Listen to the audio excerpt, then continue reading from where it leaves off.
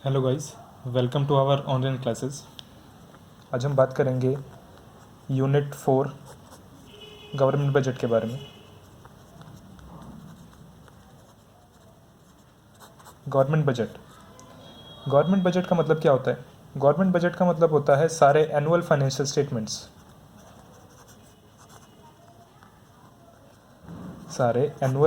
Statements, किसके? Government के। सारे एनुअल फाइनेंशियल स्टेटमेंट्स गवर्नमेंट के, जिसमें आप बताते हैं कि गवर्नमेंट का एक्सपेंडिचर कितना हुआ है और रिसीट्स कितनी आई हैं। एक्सपेंडिचर कितना हुआ है और रिसीट्स कितनी आई हैं। तो गवर्नमेंट हमेशा एस्टिमेटेड एक्सपेंडिचर बताती है और एस्टिमेटेड रिसीट्स के बारे में बताती है। एनुअल फाइनेंशियल स्टेटमेंट्स गवर्नमेंट की जो आपको बताएंगी एस्टिमेटेड एक्सपेंडिचर और एस्टिमेटेड रिसीट्स के बारे में। हमने यहाँ वर्ड एस्टिमेटेड क्यों यूज़ किया है? आपको नहीं पता कि पूरे साल में एक्सपेंडिचर कितना होने वाला है, तो आप प्रीवियस ईयर के बेसिस पर अपने एक्सपेंडिचर को सेट करते हैं कि इतना एक्सपेंडिचर सेट होने वाला है, और वो एस्टिमेटेड है। मीन्स आपको नहीं पता कि एक्चुअली एक्सपेंडिचर होंगे कितने, बस आप एक एस्टिमेट लगा रहे हैं, एक अंदाज़ा लगा रहे हैं। एस्टिमेटेड रिसीट्स का मतलब आपको नहीं पता कि एक्चुअली रिसीट्स आपके पास हुई कितनी है, क्योंकि आपकी रिसीट्स आती हैं आपके पास, यानी गवर्नमेंट के पास पैसे जो भी आते हैं वो आते हैं 1 अप्रैल से लेकर 31 मार्च तक। 1 अप्रैल से 31 मार्च तक, लेकिन बजट प्रेजेंट होता है फेब में। लेकिन अगर फेब में बजट प्रेजेंट होगा तो आपको नहीं पता कि एक्चुअल रिसीट्स आपके पास कितनी आई हैं, तो आप प्रीवियस मंथ्स या प्रीवियस ईयर के बेसिस पर देखकर भी एक्चुअल रिसीट्स बताते हैं, एस्टिमेटेड रिसीट्स बताते हैं, क्योंकि आपको एक्चुअल रिसीट्स नहीं पता। तो इसलिए बात करते हैं हम यहाँ पर एस्टिमेटेड एक्सपेंडिचर और एस्टिमेटेड रिसीट्स की। गवर्नमेंट बजट कभी भी आपको एक्चुअल एक्सपेंडिचर और एक्चुअल रिसीट्स के बारे में नहीं बताता। इसे आप 2 कैटेगरी में डिफाइन करते हैं। गवर्नमेंट बजट इंडिया में स्टेट लेवल और सेंट्रल लेवल पर प्रेजेंट होता है। सेंट्रल लेवल बजट को आप कहते हैं यूनियन बजट।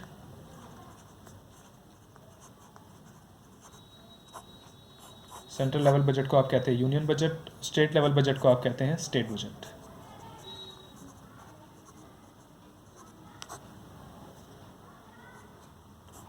मीन्स जो आपकी हर स्टेट बजट प्रोवाइड करती है सेंट्रल गवर्नमेंट को, और यूनियन बजट जो आपका मेन सेंट्रल गवर्नमेंट प्रोवाइड करती है पूरे इंडिया को। तो इसमें आपके 2 पार्ट हैं, एक्सपेंडिचर एंड रिसीट्स। गवर्नमेंट के पास एक्सपेंडिचर्स भी होते हैं, गवर्नमेंट के पास रिसीट्स भी होते हैं, लेकिन वो उन चीज़ का यूज़ कहाँ करती है। तो जितने भी ये चीज़ें हैं ये कैलकुलेट करी जाती हैं एक फिस्कल ईयर में।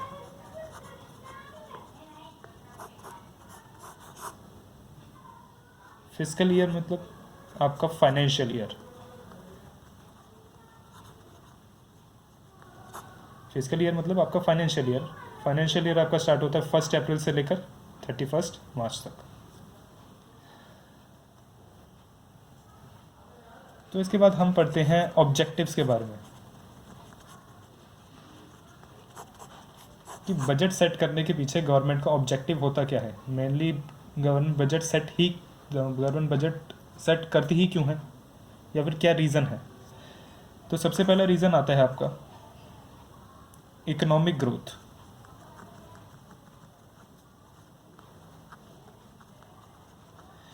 इकोनॉमिक ग्रोथ के लिए मतलब अगर आपका रेवेन्यू ज़्यादा होगा, मीन्स रेवेन्यू ज़्यादा जनरेट हो रहा है गवर्नमेंट का, और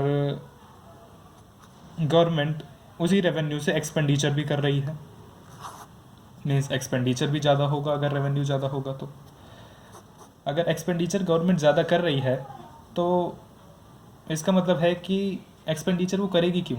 एक्सपेंडिचर वो करेगी डेवलपमेंट के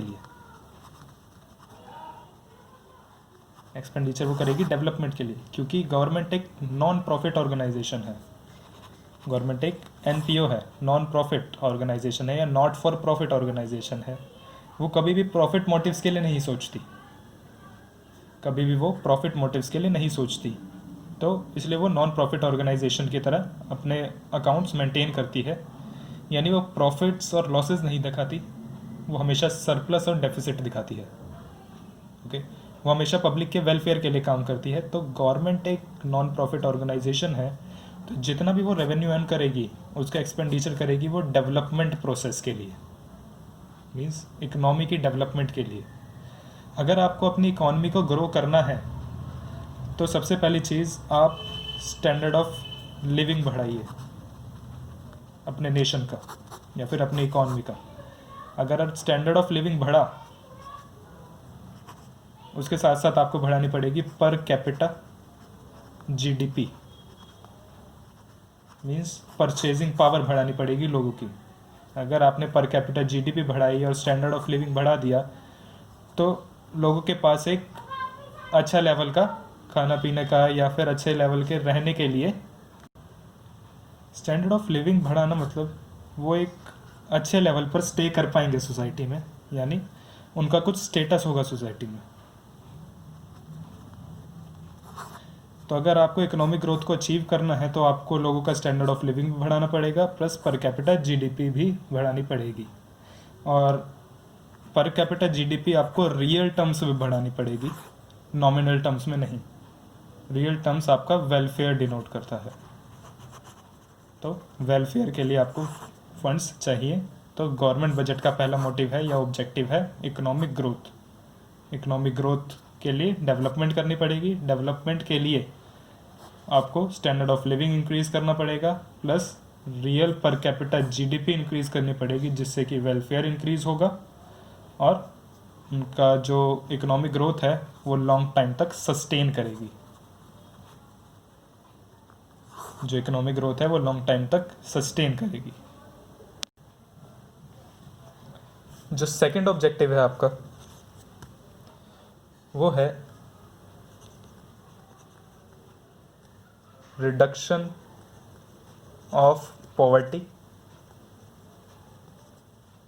and unemployment. Reduction of poverty and unemployment, ये पॉइंट आपको क्या कहता है कि अगर आपको अपनी ग्रोथ को सस्टेन्ड रखना है, यानी लॉन्ग टाइम तक वो ग्रोथ चले, तो मेजर जो बैकवर्डनेस है वो आपको दूर करनी पड़ेगी। जैसे पॉवर्टी, आपको पॉवर्टी को इरेडिकेट करना पड़ेगा। पॉवर्टी को इरेडिकेट करना पड़ेगा। पॉवर्टी को आप इरेडिकेट कैसे करेंगे? पॉवर्टी को इरेडिकेट करने के लिए आपको बेनिफिट्स देने पड़ेंगे। किसको? पुअर क्लास को। आपको बेनिफिट्स देने पड़ेंगे पुअर क्लास को। अगर आपने पुअर क्लास को बेनिफिट दिए, मीन्स लोअर लेवल को बेनिफिट्स मिल रहे हैं, तो वो लोअर लेवल पे ना रहकर उनका भी स्टैंडर्ड ऑफ लिविंग बढ़ेगा, जिसकी वजह से उनकी भी ग्रोथ होगी। तो आपको सबसे पहले पॉवर्टी को इरेडिकेट करना है, जिससे उसके लिए आपको बेनिफिट्स देने पड़ेंगे पुअर क्लास को, प्लस उनका जो सोशल स्टेटस है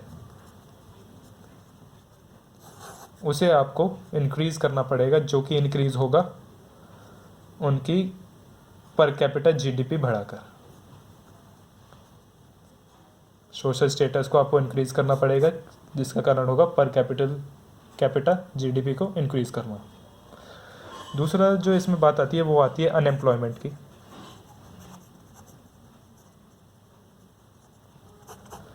अनएम्प्लॉयमेंट आपको बताती है कि अगर आपको जीडीपी को सस्टेन्ड रखना है या ग्रोथ को सस्टेन्ड रखना है, तो आपको बेसिकली अनएम्प्लॉयमेंट को कम करना पड़ेगा।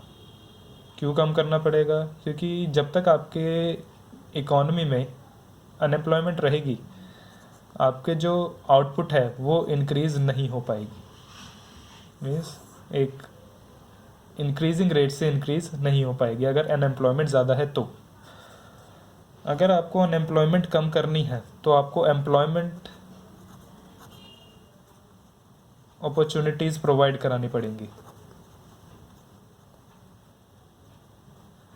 एम्प्लॉयमेंट अपॉर्चुनिटीज़ प्रोवाइड करानी पड़ेंगी ताकि वो अपनी इनकम अर्न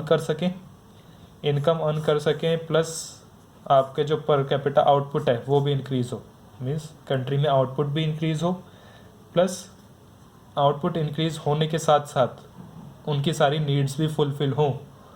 तो ये भी एक मेन ऑब्जेक्टिव हो सकता है गवर्नमेंट बजट का, क्योंकि गवर्नमेंट सोशल वेलफेयर के लिए काम करती है या फिर इकोनॉमी को रन करने के लिए काम करती है।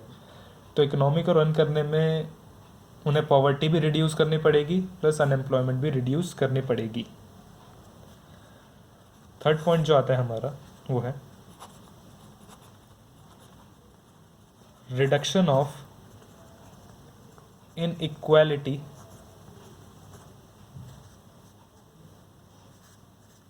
और redistribution of income.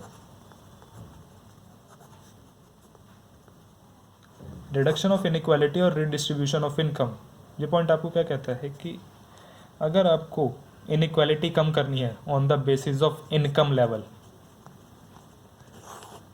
Means nominal status पर आपको अगर इनइक्वालिटी कम करनी है तो आपको क्या करना पड़ेगा, रिच क्लास से आप टैक्सेस चार्ज करिए, टैक्सेस वो भी वैलिड टैक्सेस चार्ज करिए, और जो पुअर क्लास है उन्हें आप सब्सिडीज दीजिए। सब्सिडीज कैसी? सब्सिडीज भी वैलिड सब्सिडीज जहाँ पे उनको ज़रूरत हो। तो रिच क्लास से आप टैक्सेस चार्ज करिए और पुअर क्लास को आप सब्सिडीज दीजिए, जिससे होगा क्या, रिच क्लास की इनकम, डिस्पोजेबल इनकम वो कम होगी, पुअर क्लास की डिस्पोजेबल इनकम बढ़ेगी, जिसकी वजह से दोनों का जो इनइक्वालिटी का अमाउंट है वो कम होता चला जाएगा। तो रिच क्लास के ऊपर टैक्सेस चार्ज करना और पुअर क्लास को सब्सिडीज देना, इस सिस्टम को आप कहते हैं प्रोग्रेसिव टैक्स स्ट्रक्चर या फिर progressive taxation system. Progressive taxation system या प्रोग्रेसिव टैक्स स्ट्रक्चर आपको यही कहता है कि आप हाई क्लास या फिर रिच क्लास के ऊपर टैक्सेस चार्ज करिए और पुअर क्लासेस को आप सब्सिडीज़ दीजिए, जिससे कि आपकी इनइक्वालिटीज़ कम हो और ये दोनों नॉमिनल या फिर इक्वल स्टेटस पे आने की कोशिश करें एक दूसरे के। ठीक। फोर्थ पॉइंट आपको बताता है प्राइस स्टेबिलिटी।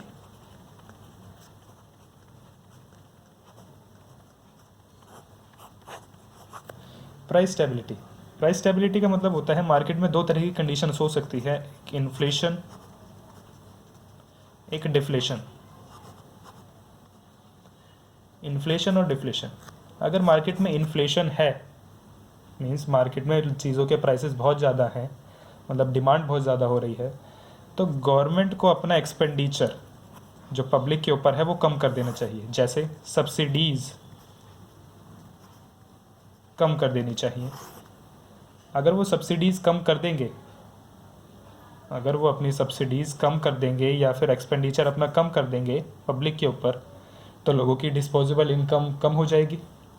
डिस्पोजेबल इनकम कम हो जाएगी तो लोग डिमांड कम करेंगे तो प्राइसेस अपने आप फॉल हो जाएंगे और इन्फ्लेशन की सिचुएशन अपने आप ही सही हो जाएगी। डिफ्लेशन आपको क्या बताता है? डिफ्लेशन आपको बताता है कि अगर मार्केट में डिफ्लेशन है तो आप एक्सपेंडिचर बढ़ाइए, मींस लोग डिमांड नहीं कर रहे चीज़ों की, तो आप एक्सपेंडिचर बढ़ाइए पब्लिक के ऊपर। अगर आप पब्लिक के ऊपर एक्सपेंडिचर बढ़ाएंगे तो लोग डिमांड ज़्यादा करेंगे, जिसकी वजह से प्राइस लेवल थोड़े से बढ़ेंगे और वो स्टेबल हो जाएंगे, तो आप डिफ्लेशन की सिचुएशन से बाहर आ जाएंगे। अगर इसी को आप इम्प्लाई करें टैक्सेशन सिस्टम के साथ, तो इन्फ्लेशन की सिचुएशन में गवर्नमेंट की दो तरीके होते हैं, एक तो वो एक्सपेंडिचर को कंट्रोल करे, एक वो टैक्स को कंट्रोल करे। अगर वो टैक्स को कंट्रोल करता है तो उस केस में अगर इन्फ्लेशन है मार्केट में, मीन्स प्राइसेस बहुत ज़्यादा हैं, चीज़ों के प्राइसेस ज़्यादा हैं, तो एक तरह से अगर वो चीज़ों पे टैक्सेस बढ़ा दे टैक्सेस बढ़ा के क्या होगा कि वो चीज़ें और महंगी हो जाएंगी, तो लोग डिमांड अपने आप कम कर देंगे उस चीज़ की और प्राइस भी स्टेबल हो जाएंगे। ये केस होता है लेकिन बहुत रेयर केस होता है, क्योंकि प्राइसेस पहले से ही बहुत बढ़ रहे हैं इन्फ्लेशन की सिचुएशन में, तो गवर्नमेंट मेनली टैक्सेस बढ़ाती नहीं है। लेकिन ये एक पॉसिबल केस हो सकता है। अगर आप डिफ्लेशन की बात करें तो आप टैक्सेस को कम कर दीजिए। अगर आप एक्सपेंडिचर ना बढ़ा पाएँ तो टैक्सेस को कम कर दीजिए। टैक्सेस कम हो जाएंगे तो चीज़ें सस्ती हो जाएंगी और उनके प्राइसेस और डाउन चले जाएंगे। और डाउन चले जाएंगे तो हो सकता है डिमांड बढ़ जाए। ये कोई ज़रूरी नहीं है कि डिमांड बढ़ेगी, लेकिन एक चांस है कि डिमांड बढ़ जाए। तो ये होता है कि आप प्राइस को स्टेबल कैसे रखते हैं इन्फ्लेशन और डिफ्लेशन की सिचुएशन में। जो आपका फिफ्थ पॉइंट आता है ऑब्जेक्टिव, जो आपका फिफ्थ ऑब्जेक्टिव हो सकता है गवर्नमेंट बजट का, वो हो सकता है reallocation of resources.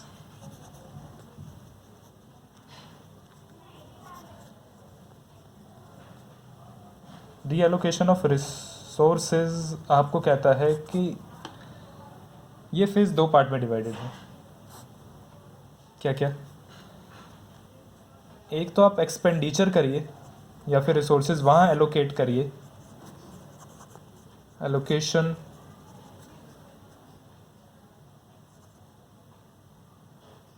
Where there is a need. आप ऐसी जगह एलोकेट करिए जहाँ पे नीड हो रिसोर्सेज की,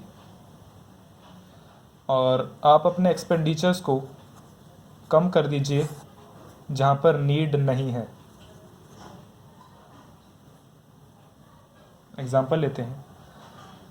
मान लीजिए एक केस है कि मार्केट में या फिर इकॉनमी में वॉर चल रही है। वॉर चल रही है तो आपको एक्सपेंडिचर करने की ज़्यादा से ज़्यादा ज़रूरत है अपने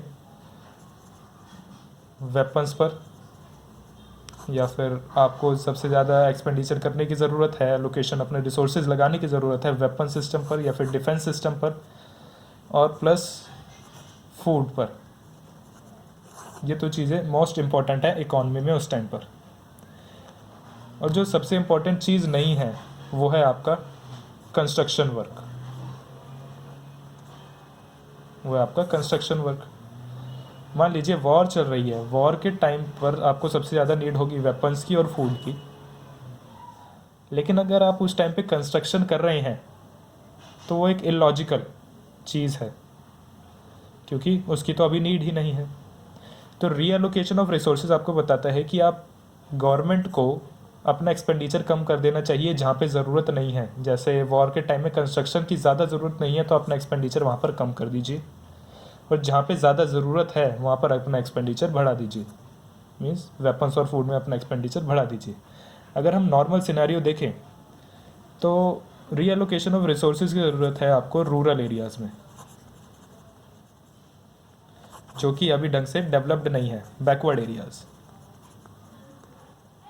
बैकवर्ड एरियाज़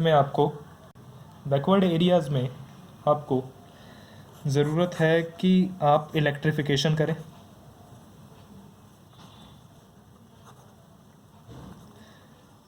इलेक्ट्रिफिकेशन मतलब वहाँ पे इलेक्ट्रिसिटी की ज़रूरत है, वहाँ पे बेसिक एमिनिटीज़ की ज़रूरत है जो कि फुलफ़िल नहीं हो पाती हैं, तो आप वहाँ पर वो चीज़ प्रोवाइड करें। बिकॉज अर्बन एरियाज़ में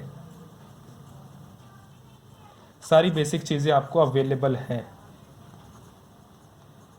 तो आप अर्बन एरियाज़ में ज़्यादा एक्सपेंडिचर ना कर आप रूरल एरियाज़ में फंड्स एलोकेट कीजिए। रूरल एरियाज़ में फ़ंड एलोकेट करेंगे तो भाई पूरा नेशन एक साथ बिल्ड होना चाहिए। ऐसा नहीं है कि अर्बन एरियाज़ ज़्यादा बिल्ड हो रहे हैं, रूरल एरियाज़ डेवलप ही नहीं हो रहे।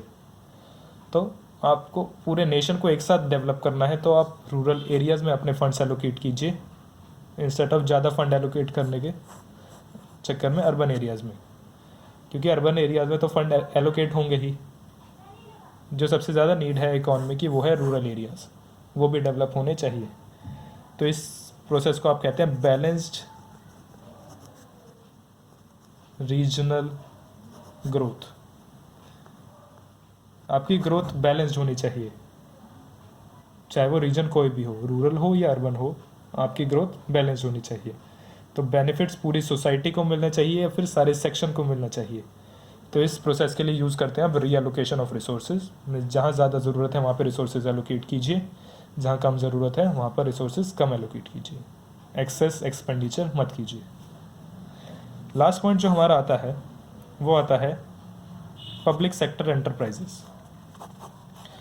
गवर्नमेंट पब्लिक सेक्टर एंटरप्राइजेस को भी मैनेज करती है थ्रू देयर फंड्स। कुछ गिनी चुनी पब्लिक सेक्टर एंटरप्राइजेस बची हैं तो वो गवर्नमेंट उन्हें मैनेज करती है थ्रू देयर फंड्स, और उनका एक ऑब्जेक्टिव पब्लिक सेक्टर एंटरप्राइजेस को मैनेज करना भी है। ओके, तो ये थे आपके 6 ऑब्जेक्टिव।